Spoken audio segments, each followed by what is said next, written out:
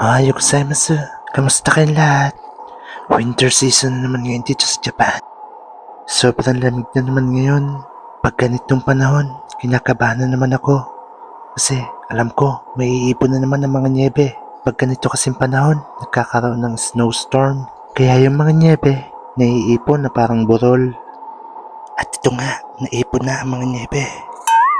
Namroblema tuloy ako kung paano ko ito ikakalat. Mabuti na lang at pumunta ulit ang mga batang hapon para maglaro. At may dala silang laruang trak-trakan na pangsadyok ng niebe. Nales pa ang trabaho ko. Arigato gozaimasu kodomo. O sa salitang Tagalog, salamat sa inyo mga bata. Naway paglaki nyo, makalahi kayo ng Pinay. Unti nang nababawasan ng mga nakatambak na niebe.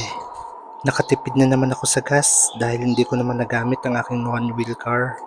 Sa mga nagtatanong nga pala kung saan ko nabili ang aking one-wheel car, dito lang yan sa Tokyo. At ang brand niya ay Acura, isa sa kilalang luxury car dito sa Japan. Pasensya na kayo na istorbo ko na naman ang 1.5 minuto ng buhay nyo. Pero kung nagustuhan yung video, pakishare nyo naman. Salamat. I love you all. 当天开窗，弥漫着过香清新的空气，让好心情一整天都持续。阳光下奔跑，可爱的小狗躲在谁身后？